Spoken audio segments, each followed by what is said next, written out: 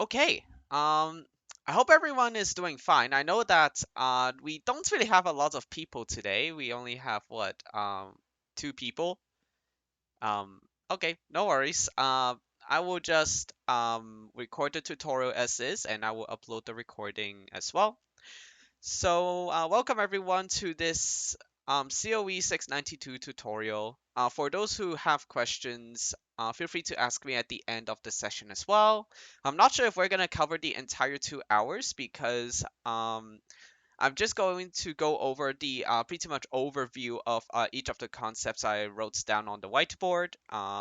So the concepts we have here tonight are microservices, authentication with JWT. I prefer calling it JOT, but you can do whatever you like.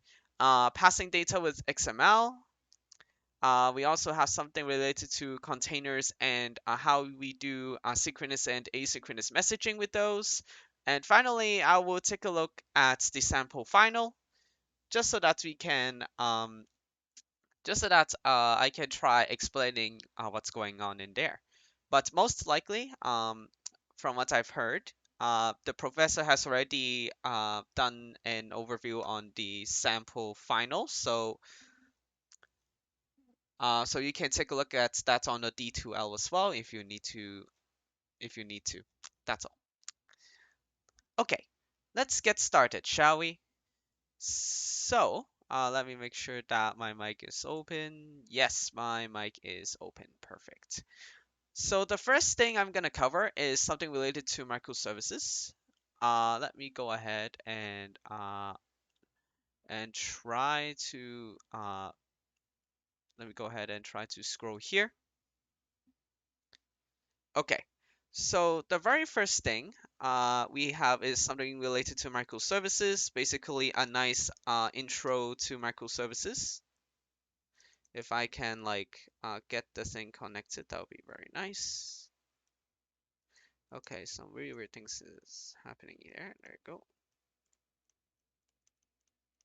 Okay, so microservices. The first thing we're gonna before we got introduced to microservices, we are introduced with the monolith architecture.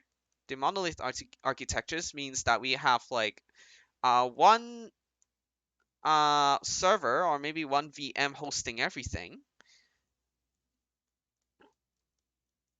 and everything lives inside. So that means uh, for example, all the persistent stuff. Sometimes you would like sometimes like this would um connect to a single huge database uh, that has like perhaps something like SQL or NoDB, something like that. Uh, and you just use one single JDBC connection to do that. Maybe most likely that's what happens. You have one you have a single big database and you only have a single server. Maybe you can make replicas of this too. But you only have like you just put everything inside one single server. So that includes the business, the GUI, and so on and so forth. Um, so everything lives inside here, like the entire application. So I mean, at first this is really convenient because it can enforce exit.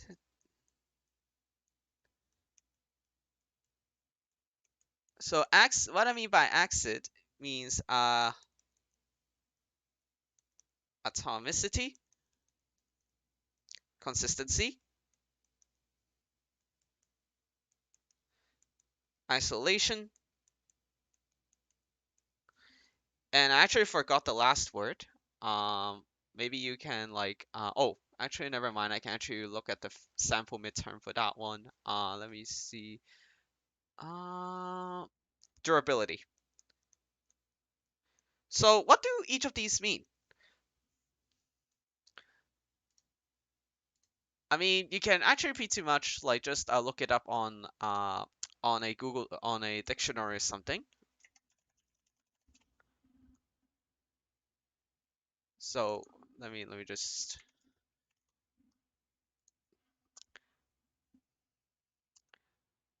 so atomicity. Yes, I had to look it up, which is a little embarrassing, but okay. Um, so atomicity means that the entire transaction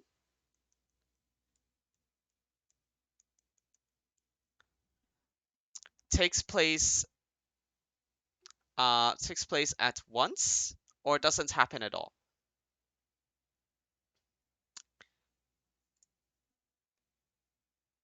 I mean, a whole lot of dictionaries just mention the same thing. Let's see.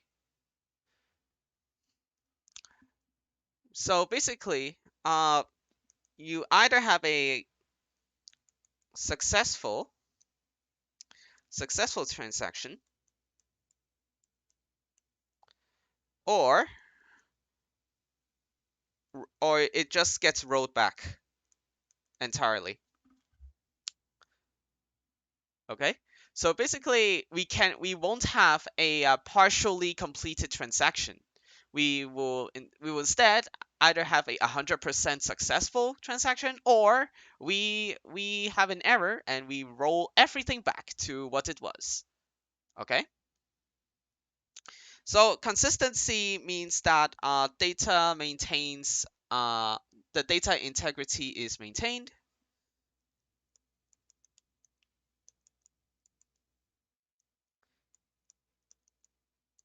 I'm just gonna write that down. So data integrity is maintained. And then we also have isolation. It means that so reads and writes will not be affected by other like read and write operations. So each operation is isolated.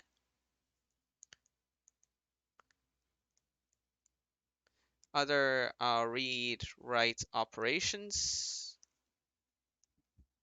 And finally, we have durability, which means that the transaction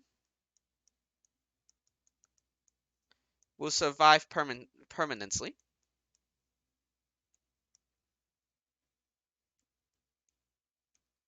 Meaning, even if you shut down the server, you won't you won't lose all those changes you've made. So that's exit. However, here's the thing. Um, here's the thing about a monolith. However, it is that as you grow your like as you grow your as you grow your application and like your application gets even more complex, you're gonna have a really huge web of stuff all in a single server, and it's going to be pretty crazy, as you can tell. Like it will be pretty crazy like over time, and that will also be really really costly, and and and at times it will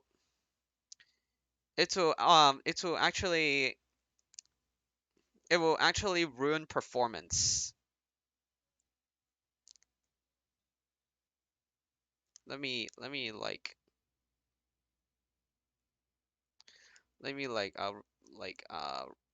make it like this. Let me see if I can like, make a drawing of that performance symbol. Like it will ruin performance. So normally you would have a green region here. Like no normally like your performance should be somewhere in the green region, but instead you have that in the red. Let me like draw that meter this. Okay. So over time, if your application becomes very complex, to the point that like your server has a really complex web of different parts in the same server, it will be costly to run, and it will be also very expensive. No, no. It'll also be not as performant because there are a whole lot of things you need to do. The costly part is uh, is especially prominent if you want to like replicate the entire thing to serve more and more customers. That is gonna take a huge toll on your wallet. So we're gonna introduce a different architecture called the microservices architecture. Basically, instead of like having everything in one server or in one host, we're going to break it down into different different units called services. Okay, so I'm gonna draw different chunks, for example.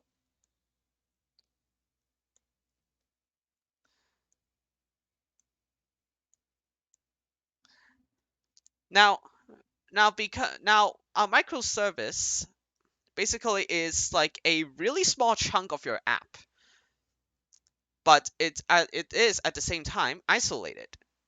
It is isolated from all the other chunks. Let me just move this away if I can. And because each of these chunks are isolated, we're gonna need to think of some quote unquote tricks in order to have them like communicate with one another. So in our lectures, we also learned that a really cool thing about microservices is that you can have different types of databases. For example, this one, you may have like a relational database, like something like a MySQL DBMS. And maybe if you want to create some kind of like thing with documents in it, you may have, for example, this service manage documents. You may use something like MongoDB. MongoDB is a NoSQL uh, uh, file database, like a file structure database, or is it called a document database? Like whatever name it is, it like data is organized into like different documents. For MongoDB though, a lot of times I saw it looking like a JSON document. So that's one example, MongoDB. Another you might see is I'm not sure if Redis counts, but do let me know on that if you know. So each different microservice can have different types of database. Like for example, this one you may still have MySQL. This one, well, you may still have MySQL, and then this one you also may have a MongoDB for something else, like a NoSQL database. So you can have like each service has different types of databases. The problem here is sometimes our transactions would involve multiple services, like multiple of these microservices. Like it is good that's like we like isolated like we split up our big app into different chunks. Like that's good. It's not as costly to run, and like you can still replicate like instances of each service in order to like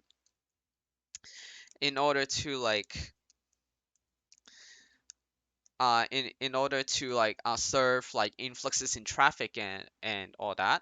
And like each like application will have a nice performance because like a service doing work would not affect other services due to them being in isolated like different, basically due to them being in different places. The thing is, we need to handle the communication parts too.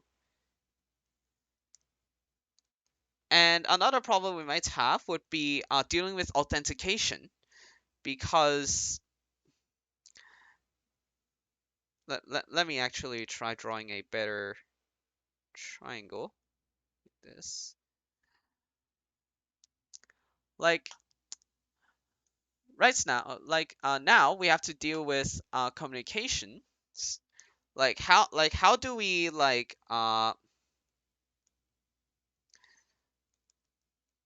how do we deal with the problems with communicating with each microservice?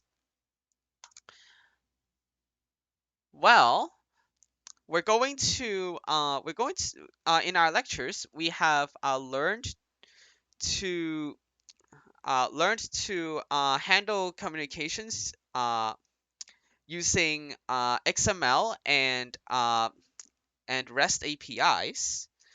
So um, so we're going to handle that. We're going to look at that like a little bit later. And another thing we need to think about is how do we know that the person who is trying to request changes to their data is actually authorized to do that. Meaning like we it's not some hacker trying to ruin everyone's day. It is actually a genuine user trying to request or change some of their inserted data. So that is actually the problem of authentication. So so authentication and also authorization. These are two different things. Okay. Those are different things. Authentication means that okay, I verified that's like this user exists. Like this user is here and this user can use our services.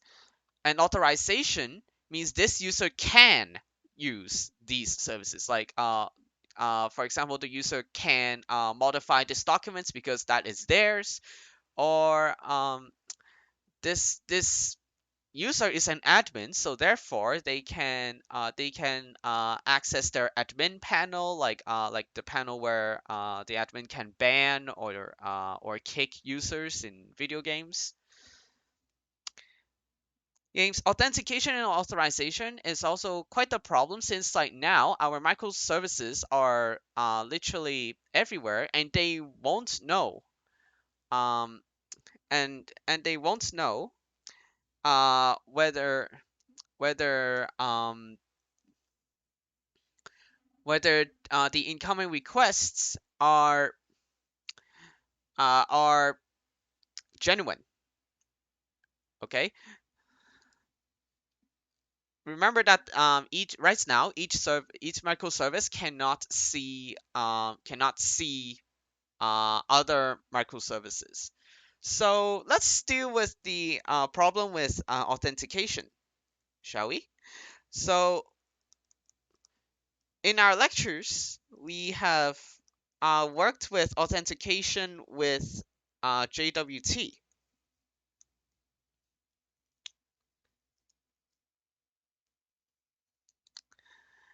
With JWT, JWT, I also call it JOT, uh, and its full name is JSON Web Tokens. So in a JWT, if I can dig up like if I can dig up a diagram, that would be really, really nice. Let's see. Get that out. Um, so um, I will also do one more thing, and I will also introduce you to APIs. And I'm going to scroll like this. Okay. So right now, the each service cannot like communicate with one another. So what do we do if our transactions need to take place across multiple services?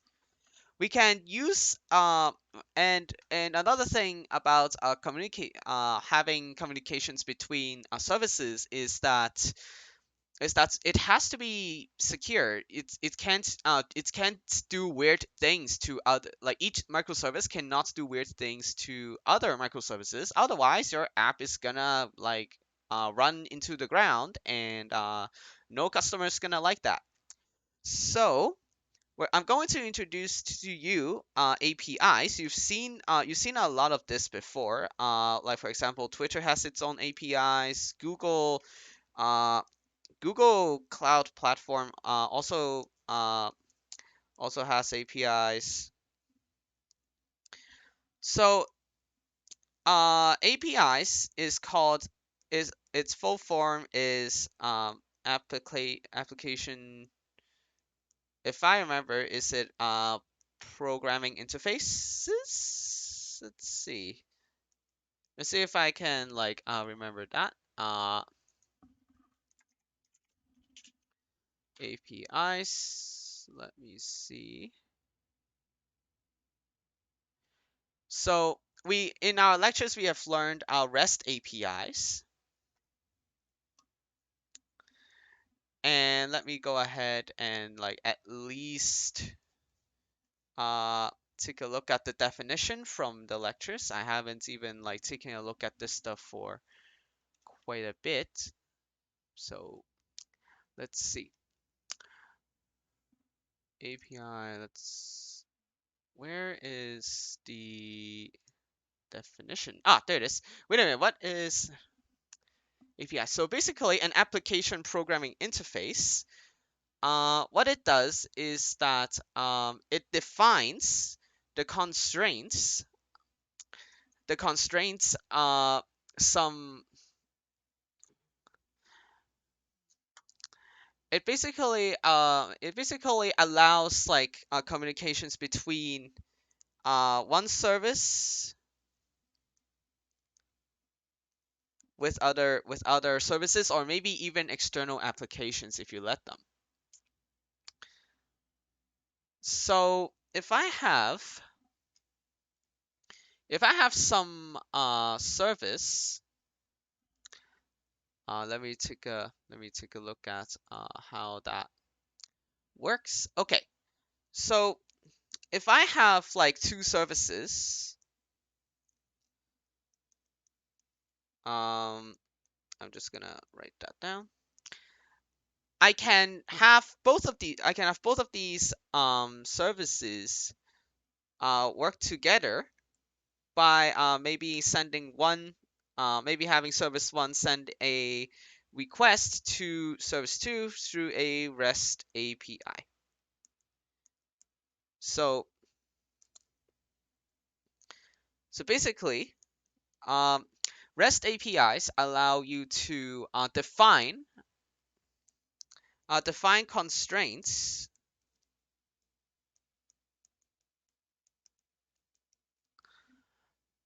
of, let's see, we can define constraints uh, according to the lectures, it says it defines the constraints of the REST architecture.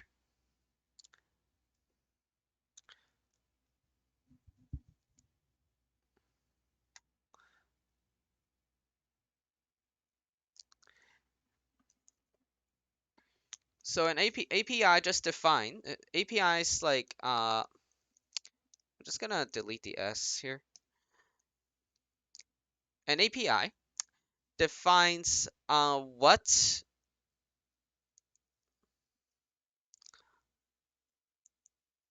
external apps or maybe entities can do with a service. So apps and entities might include other services. Let me write that. Other services, or even external, and even external apps if you want to integrate them.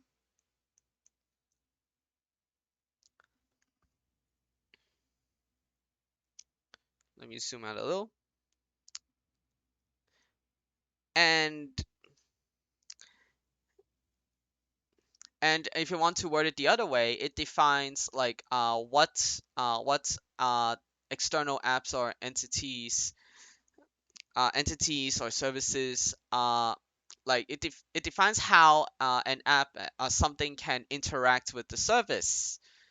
And by inter and basically, if what you're trying to do is not specified in the REST API, you don't get to do it. That's about it. And a REST API is an API that conforms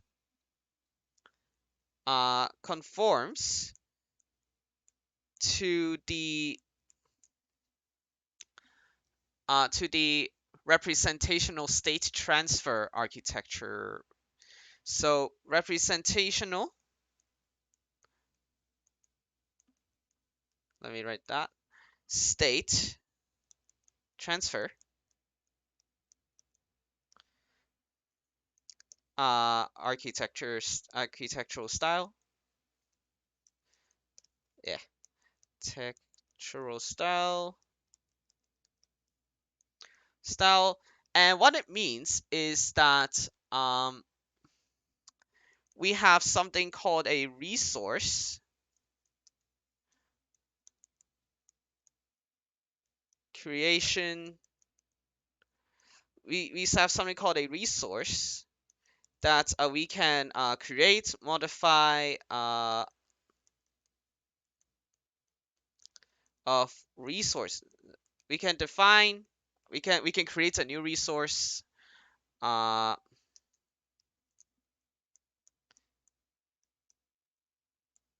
we can create a resource, we can modify it, and we can also delete it. um, you don't have to include all of these, and actually other than modification, we can also have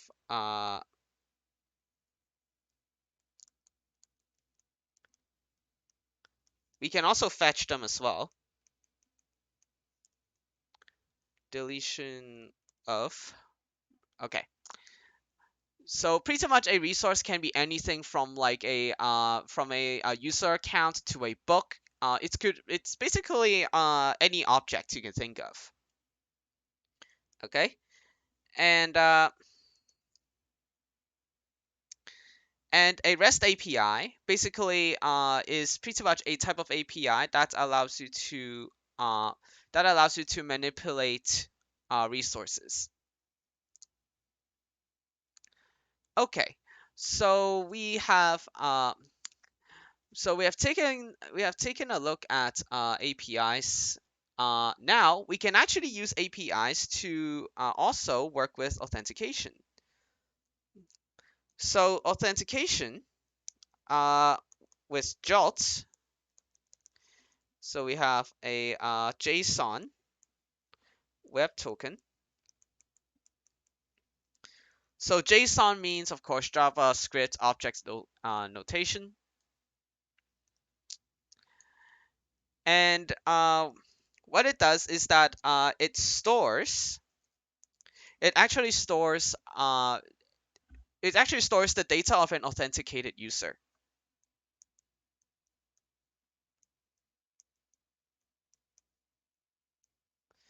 Now, remember,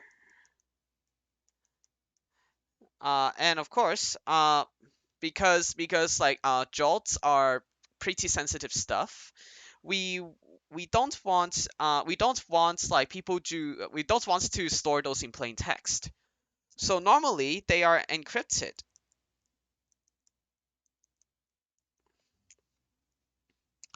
And there are different like encryption algorithms you can use with jolts. And I'm gonna list a few that are pretty common. Uh, using I'm I'm going to write down. You can use one of like HS256 or RS256. So the HS256 does require like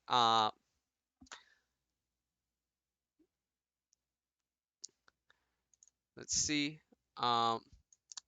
like HS256 are like requires like the the client sending the token to share the key with whoever is trying to decode it. For RS256, you can pretty much like keep the private key. Please don't send that away. But but instead you can send out a public key for the server to decode using whatever private key they have instead as well. So two different algorithms doing the same job pretty much. And I want to show you. I want to like paste an image of an example of what it on how it's formatted. Let me go ahead and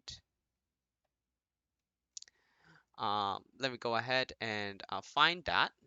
Let me see. Okay, let me just go ahead and just look it up on the internet, honestly. Okay,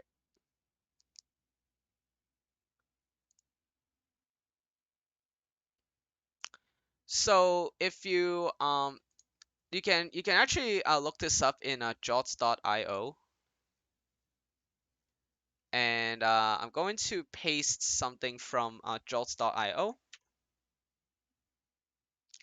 You can actually look at this thing here.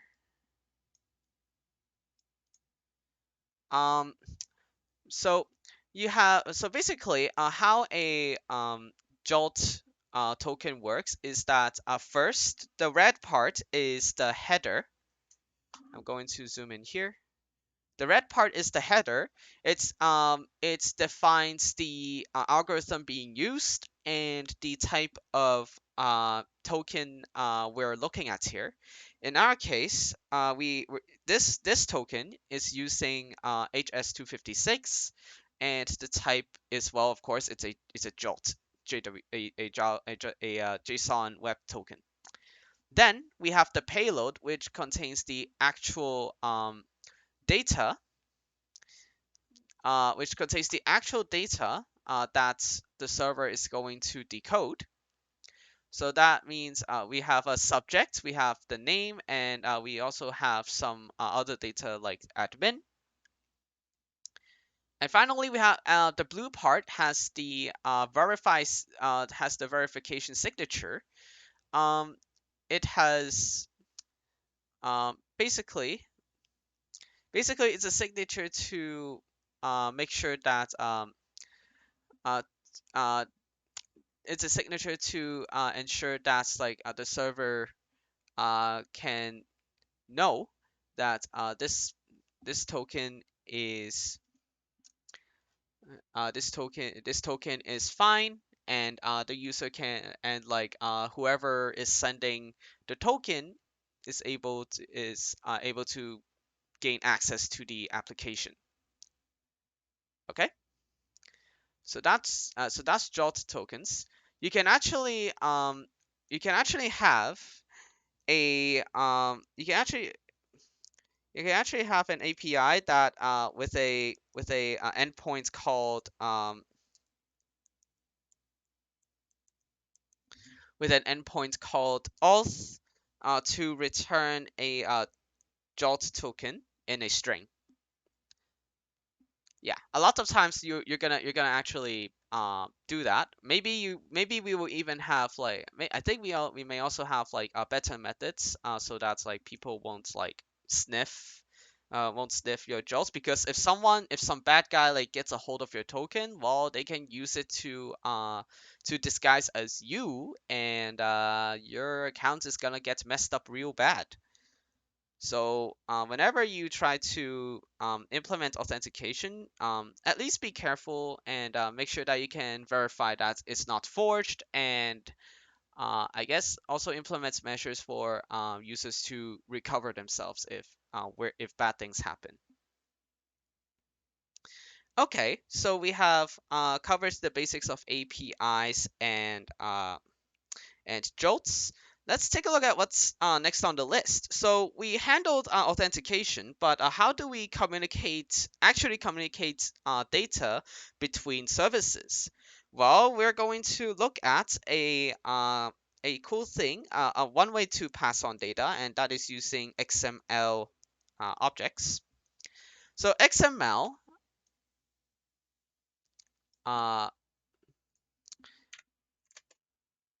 XML is it means, oh, let me make sure the whiteboard is functioning. So XML means extensible markup language.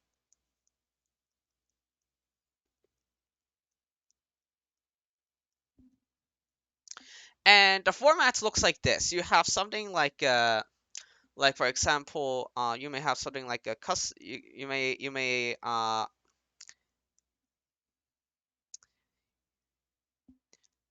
you may have like something like a list of customers, right? So I'm going to open up a tag called customers, and I'm going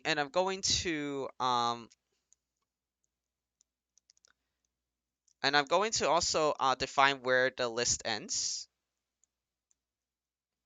like so. And the thing is, this is the customers tag that is going to include some customer tags. For example, we have this one. I'm going to so apart from like tags including other tags, some tags may include attributes like a name, John Doe, and these attributes are written in plain text, as you can see here. We can also have numerical stuff like ID. I will also create one more customer item. So maybe this customer is Jane Street. You can actually do whatever you like with these XML stuff. You can define different structures.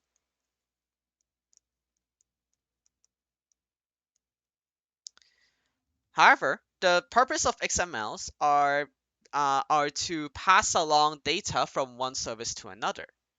So now you can have some endpoints that, for example, you may have like get customers with an ID on it. A lot of times you will notice that like the URL the URL endpoint will include the customer ID in its path like this. And this might as well return the XML that looks like something above. So we have different tags, and so let me mark this in green. You may have different uh, tags, and and and tags can contain other tags and or even attributes themselves, something like this. So now you can define different endpoints uh, that that will return data to pass along. Like maybe you can create a shopping cart. In that case, you might have the ID of the shopping cart and the shop and like the API should be able to return to you an XML representation of of the shopping cart items a customer has. Now, how do we let our um let me think about this. How do we let our Tomcat servers um, interpret these XMLs or even send them? Well, we have two operations that we've learned in order to do this, and that is marshalling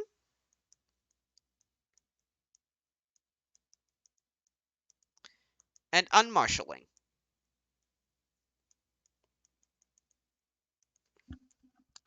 So marshalling means we convert a Java object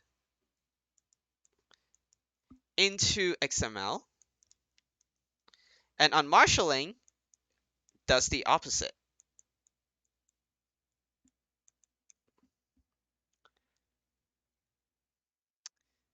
So basically, if I have a list of customers,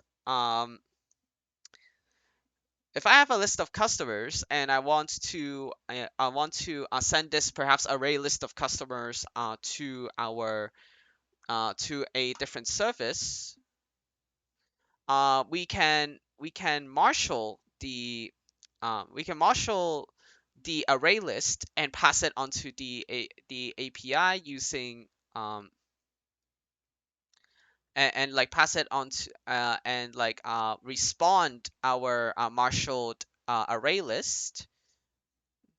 Uh, well, actually, let me rephrase this. We can marshal our array list representation of our maybe shopping cart items, and then we can send it to whoever requested the list of shopping cart items in the XML format that we converted. How about the receiving end? The receiving end can convert the XML back to the Java the array list objects representation of these same shopping cart items. And we actually learned we used a library for this, and it's called Jaxby, I think. Yep, Jaxby. And I'm going to write that in capital letters. We learned to work with these two with using Jaxby. And yeah, at this point, anyone have any questions or like anyone would like to know more? Yeah. So with marshalling and unmarshalling XML data, we will be able to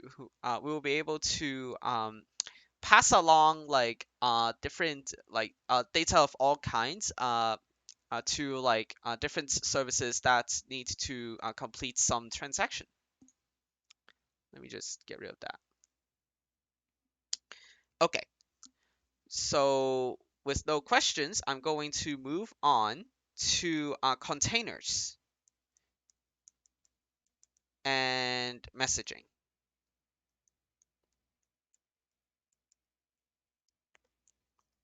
And actually, I'm just going to do that in like another column because the column's getting real big. Let's see. Okay, let's do it here. I'm gonna scroll up just to make sure we are doing all right. Okay, let's see. So let's do it here. So we have containers. So now, if since we have now, you have all the tools you need to create your API and to pass data along using APIs. But how do we deploy these microservices? Well, I've already drawn like something similar to a deployment diagram, but we're gonna deploy them into something. We have deployed them into something called containers, and but how do we turn our stuff into different containers? Well, first things first, a container is like a really small image of of the things of our application and its components. Like it's really small. You don't need to do, unlike having to deploy like new OSs to I like having to deploy like a new OSs because those are really expensive to run for each service to live in. We can have um we can have perhaps a single OS that has a container engine in it.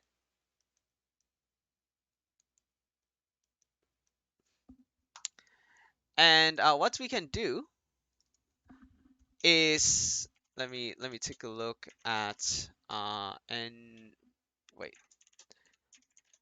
Let me dig up the image that we can use. Container engine. Okay, that's fine. Let me go ahead and authentication. Okay, so let's see what we can do here. So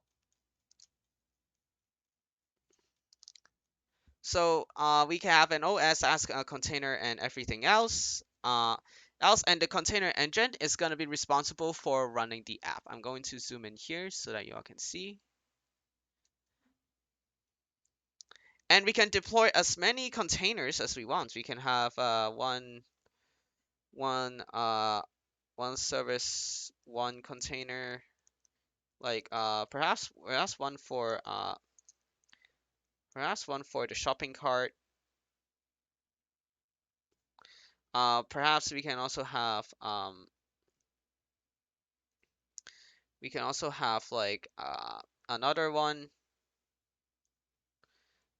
for like payments and so on. And each of these containers are isolated.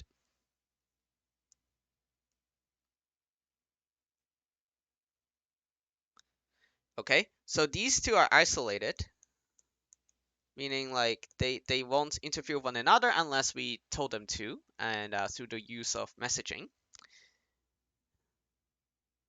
And it makes like hosting your microservices cheaper and more convenient. Like it takes less time. And it doesn't take as much money as deploying multiple OSs.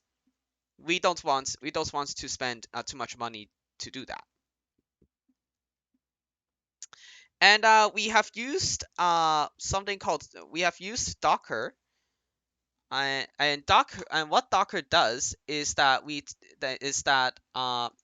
Docker turns like whatever turns our different components of the application into different containers.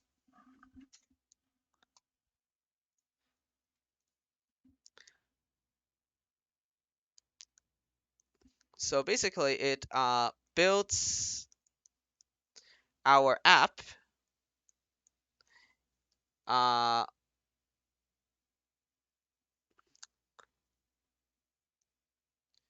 in containers. And in case you need the definition of a container,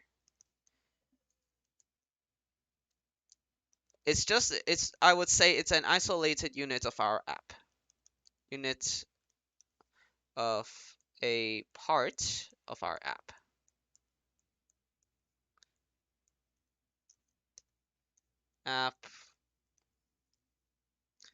or uh, or pretty much a microservice, perhaps.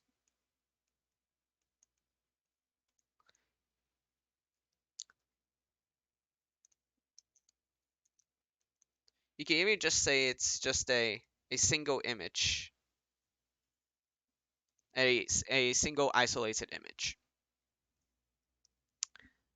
And in this course, we have used Docker to build our apps in containers. But again, how do we communicate? How do we communicate between different containers?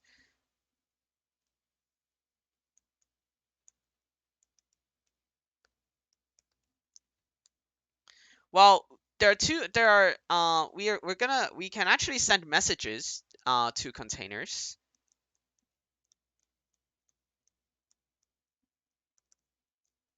You can say messages are pretty much events. Events, or perhaps like events to send to events that get broadcasted to like another service, for example. You can say messages are kind of like events.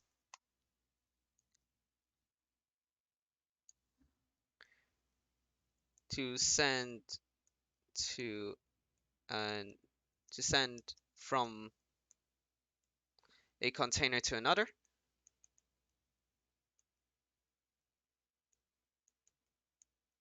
And a message can have like any contents you wish to include. For example, you may include like the ID of the customer making the request. You may have the ID of like a resource being changed, or so on, and so on. And messages can help you and messages can help you like alert other containers to do stuff when something in one container happens. Okay, so we have synchronous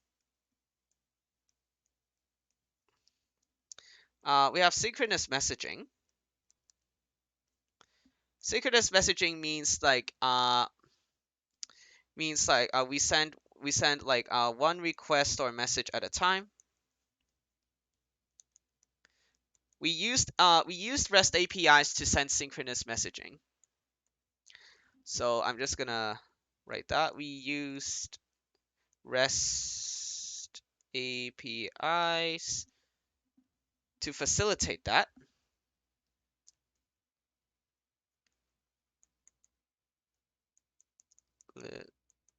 Facilitate that. Okay. And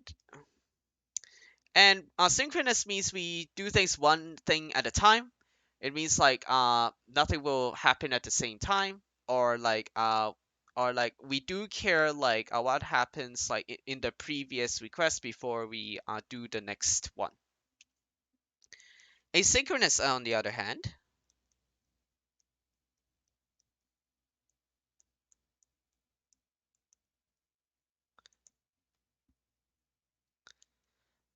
means that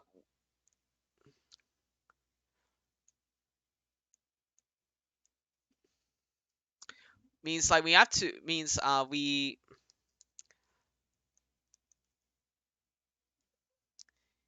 yeah it means we're going to let the actions we let the actions happen in the background. like in or basically in a separate process, maybe somewhere in a parallel process.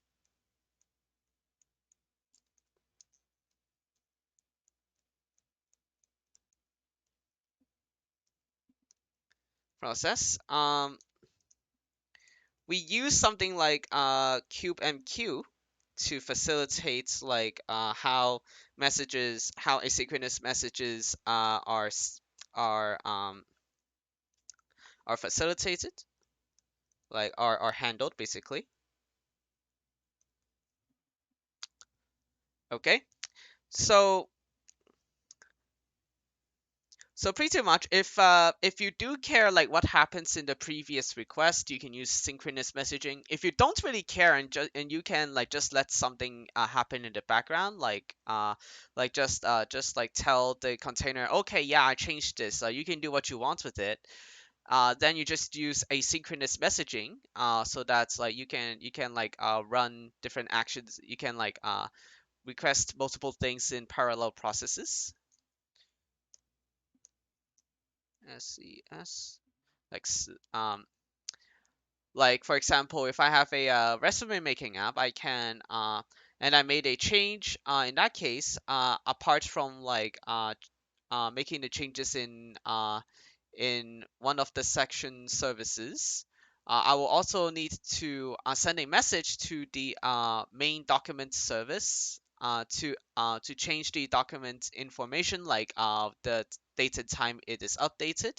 But that can happen in the background. I don't really care of the results of what happens there. Okay, so so now um, so I'm going to just like draw like what synchronous messaging looks like. You can have like you can have something like you can have something like a book.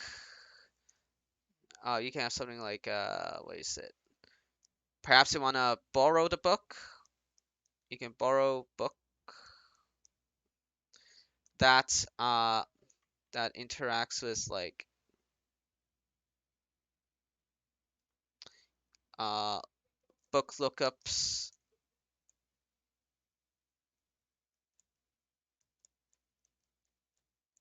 and then um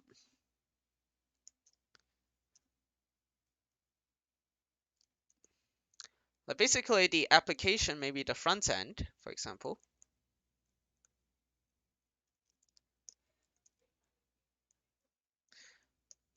the front end can like first request uh books to look up, and then like this is the first request. The second request is we can have we can then like borrow it.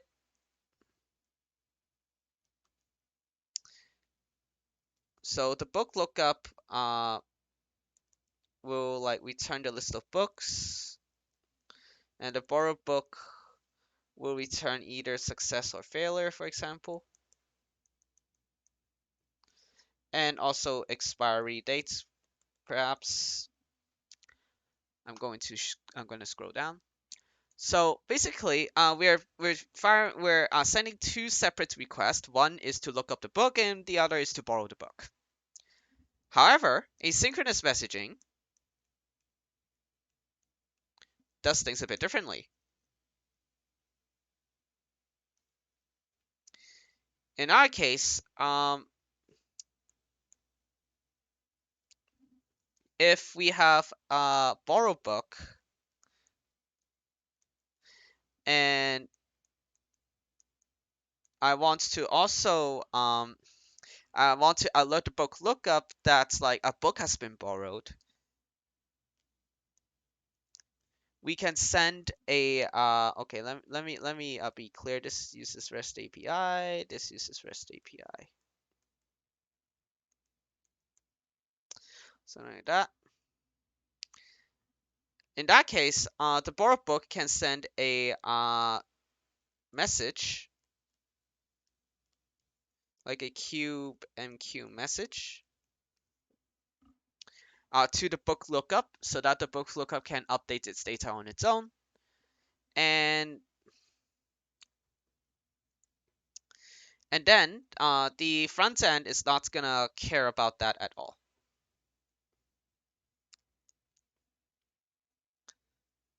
Like the front end doesn't like tell the book lookup to change it.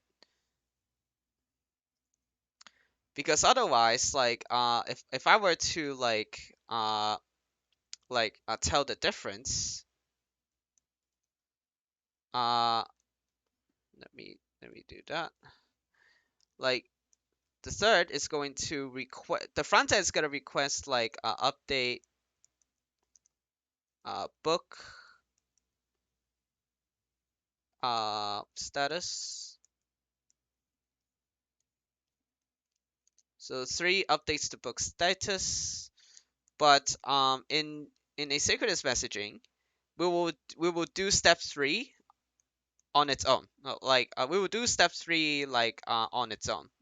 We are not going to let the front end do that. So we can still have like one, we can search the books. We can still like search for the books, and then we're going to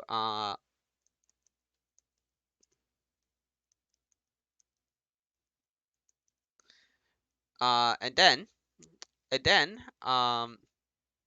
after we looked up the book we want to borrow, then we're going to borrow the book in a separate request. But once the book is borrowed, and if it's successful, we can send a message to the book lookup to update its status on its own. So we don't need the front end to do that anymore.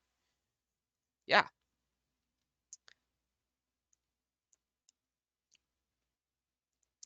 Okay. Um, I'm going to okay, so that is containers and messaging. And now I'm going to go through, and that's all that I want to cover regarding a 6OE 692 material. It's really not that much to me, but I know that there might be something I missed, or there might be something that you all are curious about. So let me know if you all need some questions answered. Okay.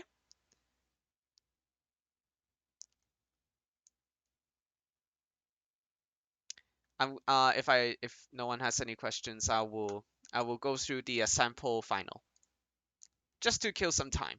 Why not?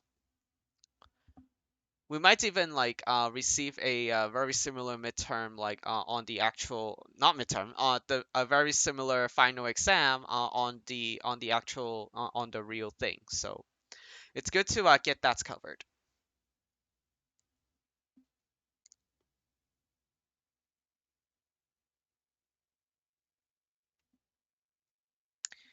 Okay.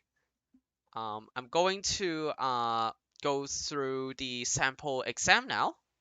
So, if you open it up on D2L, or you get it downloaded, you'll be able to try and follow along. I'm going to write this down. Sample final.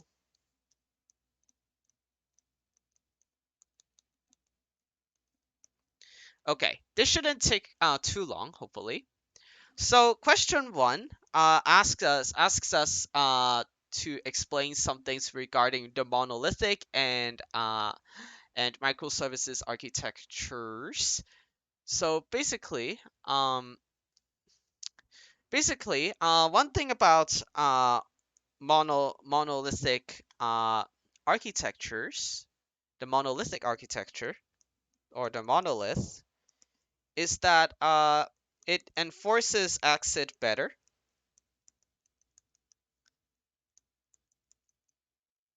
since since everything happens in one place,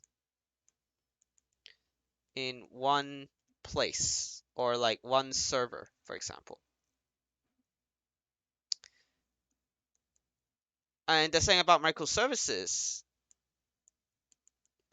is that it can adapt to new middleware technologies or new or pretty much new technologies and tools in general. So new tech tools easily.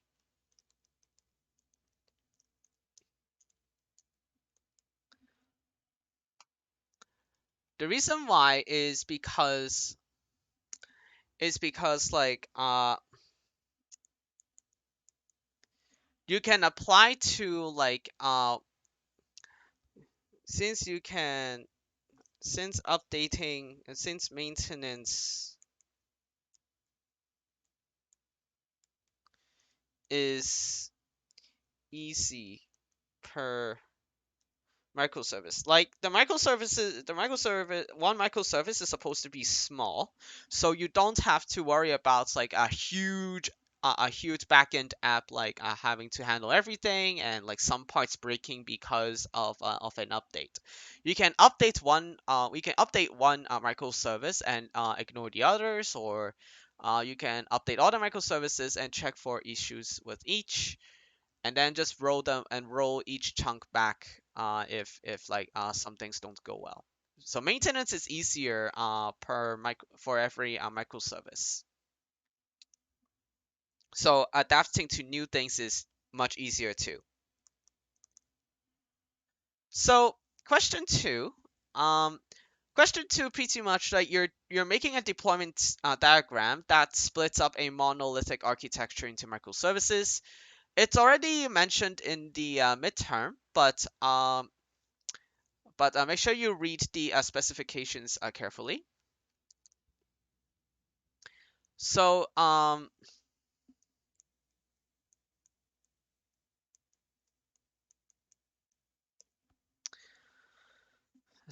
basically, we have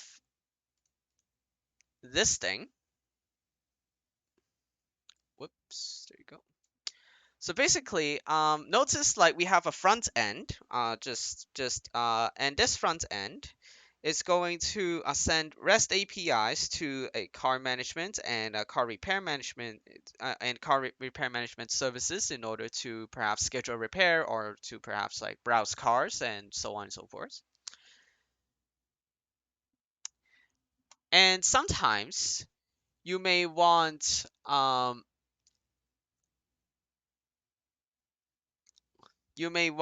like the let's see. Sometimes you may want like the car repair management to send a message telling that the repair is done, for example. And the car management can like update its selling status, like okay, we can rent this now. The repairs are done. We can rent this. And the rental management can also send a message to the car management saying that a car is rented. And the car management is going to say, okay, yeah, we got one car out. We got one car out. This won't be. We got one less car rentable now because of a because a customer has rented a car. And notice that like each the weird thing is that each container uses REST APIs to access databases, which is pretty weird. I mean, unless I'm missing something there, I thought that each the cars, car repairs, and and the customers and stuff are all like databases. So unless like I missed something, you can also just connect them using JDBC. If you're gonna host like if you're gonna host like databases in different containers, you can use JDBC to connect to them as well. All right. Um, and like there's nothing I'm going to and there's something else that I need to look at. Specify all synchronous, asynchronous, and HTTP connections. I think I've already done that. But I will also explain what happens. Let me give you a synchronous. Oh, what happened here? Synchronous messaging. Like we quest to repair, or perhaps we quest to put car up for rent, or like something like that. You can use REST APIs to deal with that. Uh, Asynchronous messaging. You can send a message on repair done.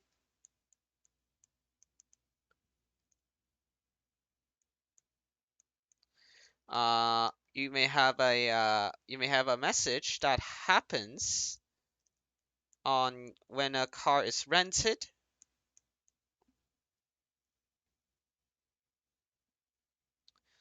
and so on and so forth. So these are some of the examples you can write regarding synchronous messaging. Uh, Note that we use REST APIs to facilitate synchronous messaging and we use like messaging queues to deal with asynchronous messaging. Okay, so in your design, find at least 3 nodes which require authentication.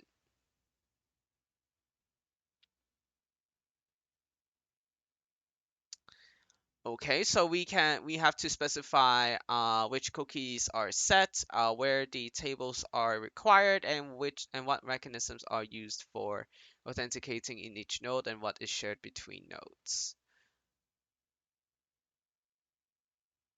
Okay, okay, so that's quite a lot we need to specify here.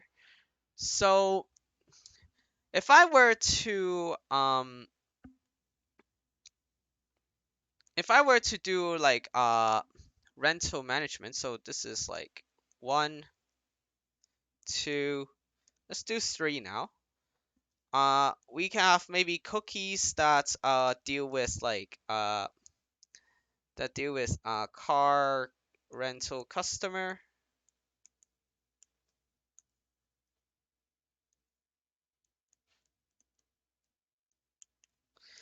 And what this does is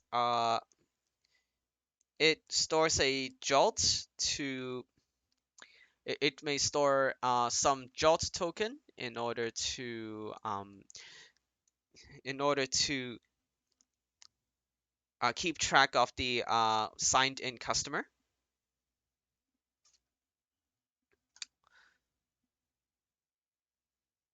And the tables required might include the tables required may include like the customers itself, car rentals, and even just car repairs. Like you may okay we oh actually no, in our case, like we use customers to look up users. Moreover, we may have um okay, what mechanisms are used for authenticating in each node? So the mechanism we're using is jolt. Oh, and actually, I should actually, oh, let me try this again. I want to move all this here. So the mechanism we can use jolt, for example. We can use jolt tokens. And what is shared between nodes is well the so shared between nodes.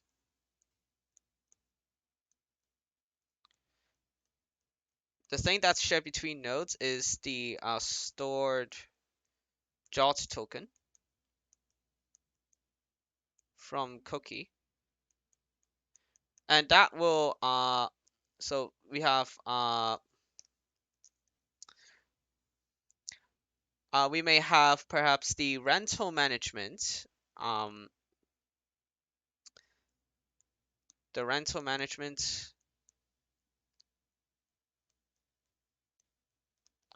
uh, can generate and validate the token, and all the other ones can just validate. Okay. You may actually add on to this stuff, but this is all I can tell for now.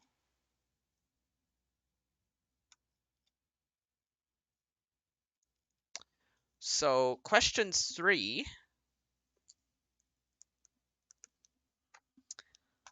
So before we move on, do let me know if there's anything you want to add on to question 2.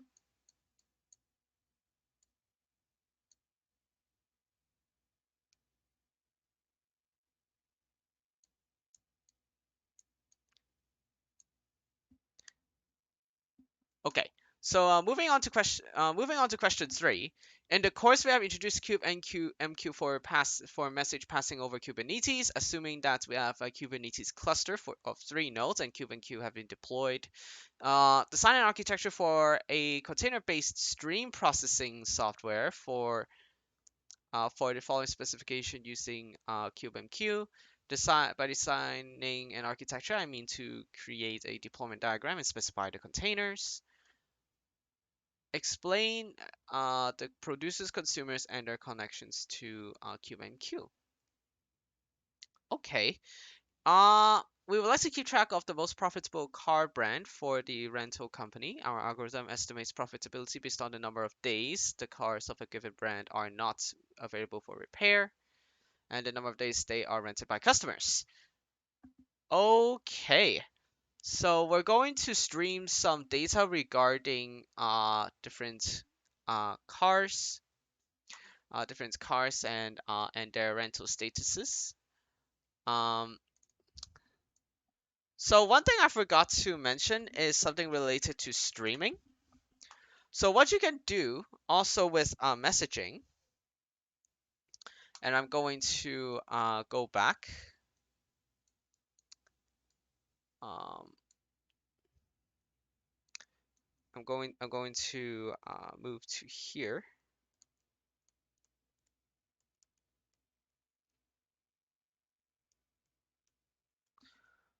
Okay, so we can actually use uh, something like Kafka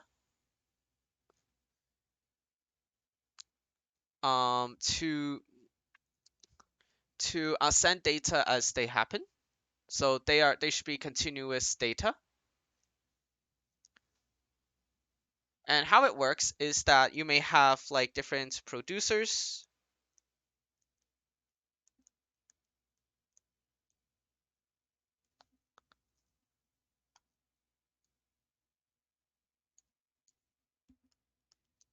Let me zoom further in. You may have different producers uh, that generate some data, and we can have a Kafka cluster deal to process like the data being published within by organizing them through topics, and each topic can have multiple partitions to work with each data, And who's going to use all these data? Well, they are the consumers.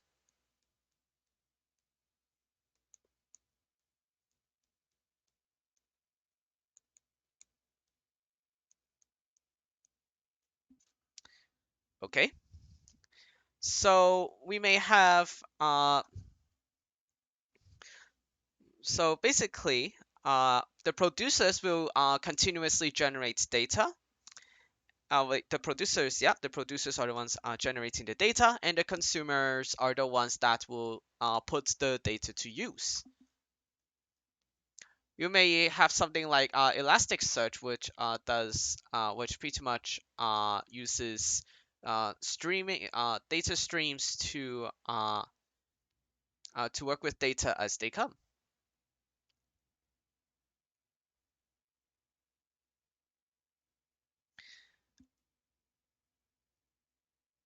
Okay, so let's go ahead and see if we can create a deployment diagram that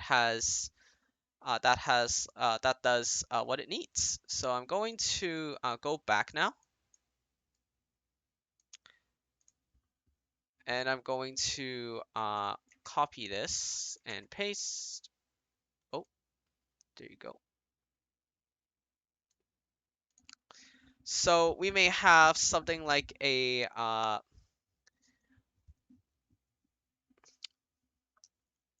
so I'm going to go back, and I'm going to look at the clone of our diagram. We may have something like a car repair management and all that stuff. And we're going to make use of our existing services in order and we're gonna enhance it with with the profitability service, or it could be just analytics, uh, like car analytics. I'm going to use a smaller a a thinner pen. So we may have some component that deals with like analytics, and we may have like a JDBC to capture the records of our database.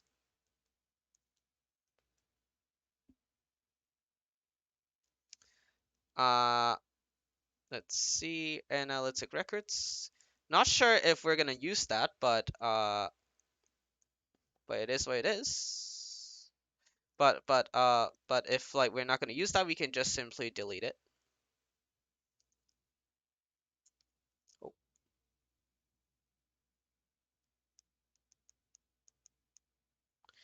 something like that. Okay, and now um and now we have to work with a data stream, right? So this is going so this car analytics is going to also work with a Kafka container,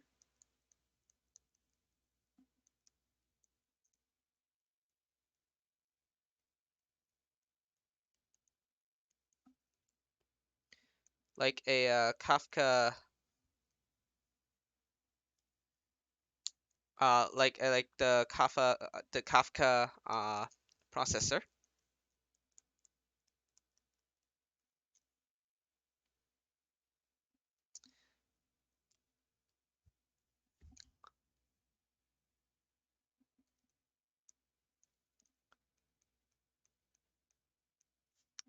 So so the car analytics is going to consume the records from Kafka.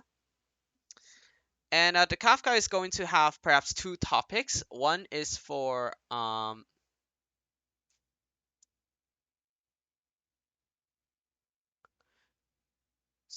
these.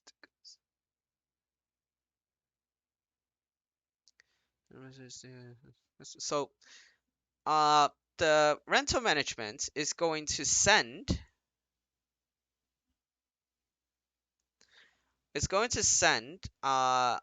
data about like new rental. There could be like it could like also mention the date. It could mention the date as well. But I don't think the date might matter as well. Maybe the analytics can deal with that.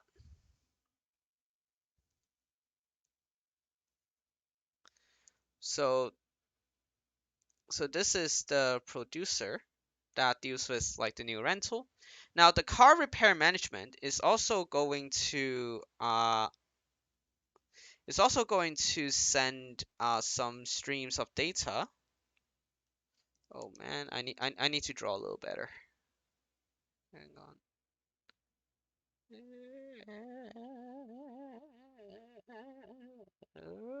There you go, much better. So for this one, for this messaging, this is going to be a producer that says that will send a event for repair, for a new repair. So we may send the car and the date along with it. And I will also on the new rental we can also send the car and the date. I'm going to zoom out for the diagram.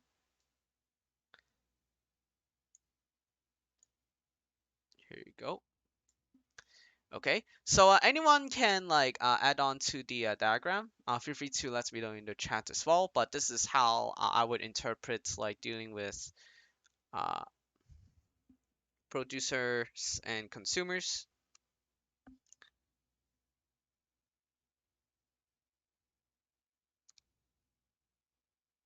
Oh, we actually need to use like cube MQ with this one. Okay. Okay, that's all right. Since CubeMQ allows you to publish messages in different topics, we can just use CubeMQ as well. Apparently, I didn't read the instructions correctly. Whoops. So let me fix that.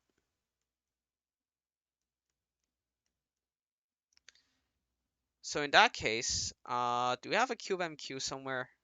No? Okay. I'm just going to do that. Okay. So basically, the car analytics container is going to be the one that consumes the new data as it gets streamed, and it may and what it may do is that it will process this data and it's going to show the analytics that includes the most profitable car brand. And the car repair management and the rental management will will produce the data to be captured by the car analytics. So what are your thoughts?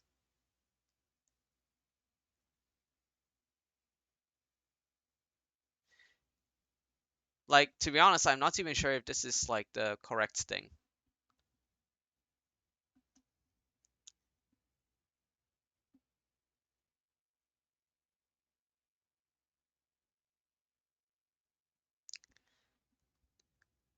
Okay. I'm gonna move on to question 4, but feel free to like add on to this diagram if you need to. I will post the notes as well, by the way. Although it's gonna also be in PNG format because apparently the whiteboard's exports to PDF option is broken. Like it just gives me a blank piece of paper, which I don't really like. Finally, we are gonna interpret a YAML file, and we're going to, and what we're gonna do is that we're going to deploy. We're gonna draw a Kubernetes cluster of 3 nodes with a possible deployment for this YAML file. Okay. So let's say what are we doing here? So we have a deployment. We got, oh my god, what is this? My user, my rep, ms1. Okay. And what does this ms1 need? This ms1 is gonna deploy a load balancer. Okay. But we only have like, oh, it has a replica of 4 of so basically I'm going to copy and paste this,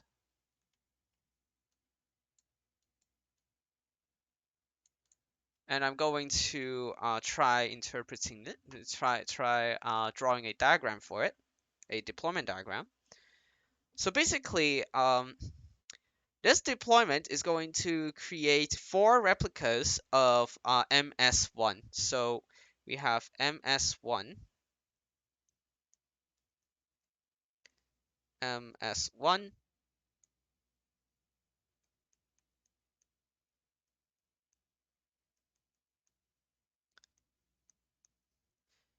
uh, 1, we're gonna do underscore, and then I'm going to also do ms1 2. Basically, I'm creating 4 replicas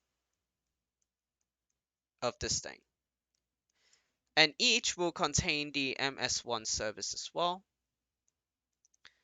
S1 3.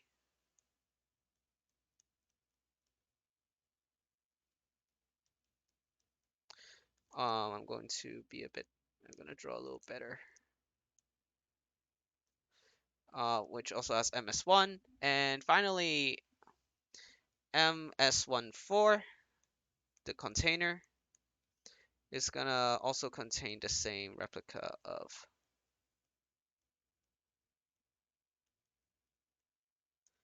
It's also gonna contain the same replica of ms1. Okay, so um, we only have like basically 1 microservice being deployed, and we don't have any databases being deployed here, so there's nothing we can do.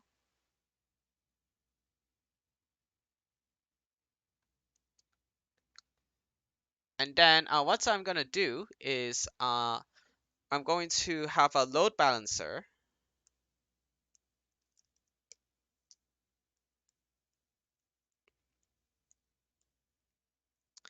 So this is a load balancer that's gonna pass data forth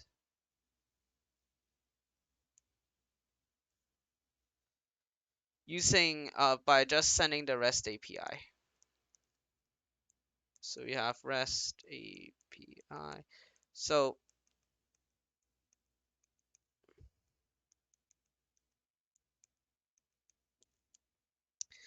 basically, this is how I would interpret the deployment. It's just 4 replicas of the same microservice called ms1.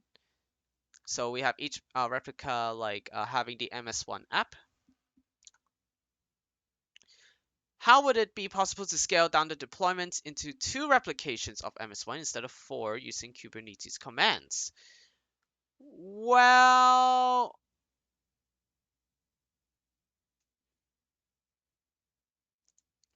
okay. So we might need the oh wait, that's wrong. We're gonna need the command for scaling down Kubernetes. So normally you wouldn't be allowed to look this up. So you can do kubectl, and then you can scale down the replicas using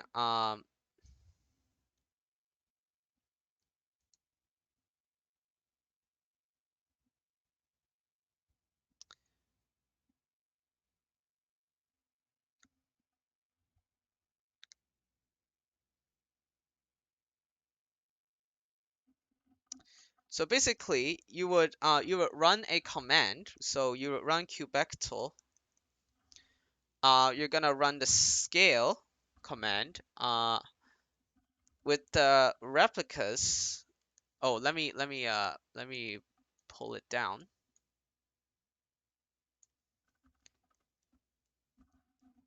Replicas, you may reduce that to 2, and then you would do like the deployment. You need to give the deployment a name, and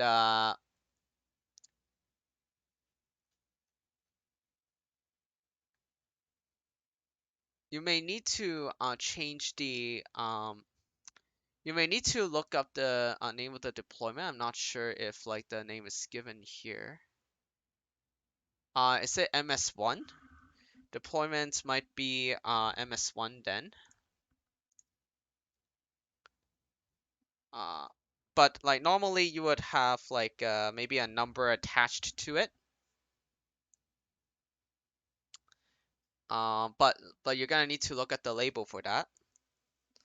Uh, look up label. And then finally, you may even need to use a namespace, but I think it's not that necessary.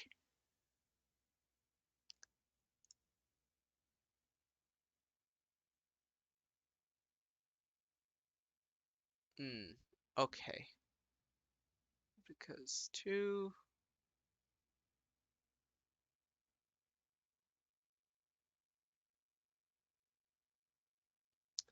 I think there is a command for deployment. Ah, okay, deployment stat. Okay, so you can do something like deployment, and then you may have to look up the label deployment ms1. Yep, so you can do that. I'm not sure if this can be found on any page, but you may have seen this in the yeah. Oh yeah, for this she said you don't need to know the commands word for word, but be able to at least explain how to do it, like change YAML replica to 2 and use the kubectl command. Oh, yeah, you can do that. There are different ways you can do it. So another way you can do that. Thank you, Jasper. Yes, I do know what happens. I do know that's from the description of the question. But yes, thank you very much. Yes, thanks for reminding me. Uh, right. Another way you can do this is to change the YAML. You may want to change the spec replicas to 2. So you in the spec section, you may want to change it to 2. Uh, and afterwards,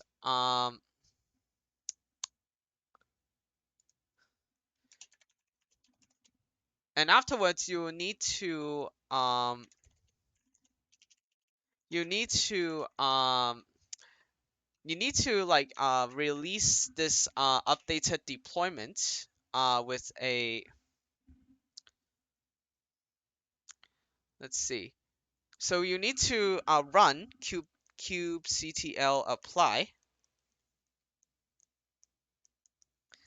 apply, and then you would mention the file being deployment, or actually no, you don't need to f deployment.yaml. I mean, unless the name of the deployment file is not deployment.yaml, I'm just gonna assume that it is deployment YAML.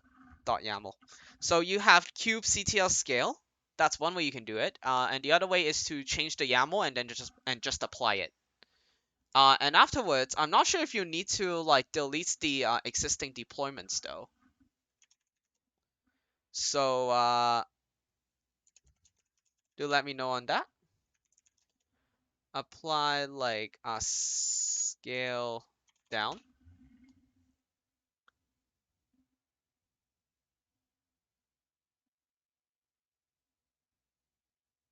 Hmm.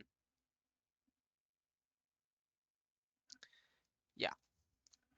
Yeah, do let me know if I'm missing anything. Not sure, but that's the answer she gave. Oh, wait, really? Okay. Okay, sure. Okay. Well, actually, I'm not gonna draw dots like that. I'm just gonna draw it like this. Okay. Yeah. So if this is actually the answer she gave, I'm just gonna stop my pen here. But there might be a chance where like you might have to run other commands to maybe perhaps like get rid of the existing deployments. But uh change replication.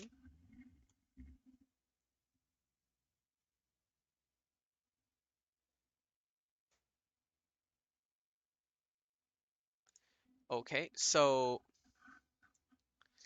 if I look at the kubectl apply uh specify the services first. Uh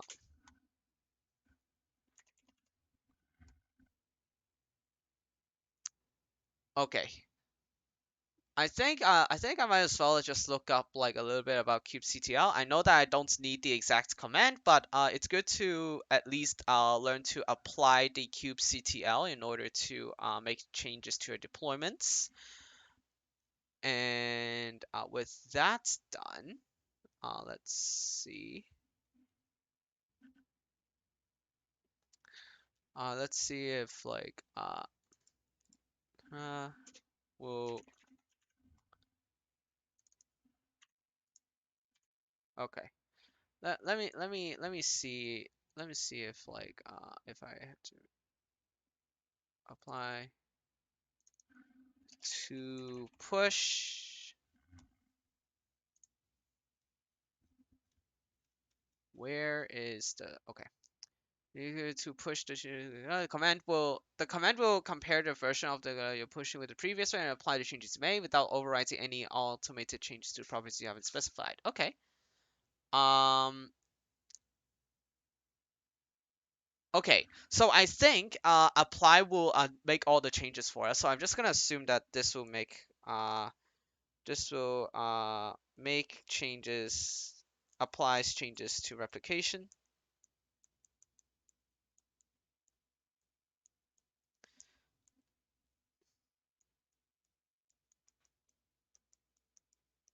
And that's it.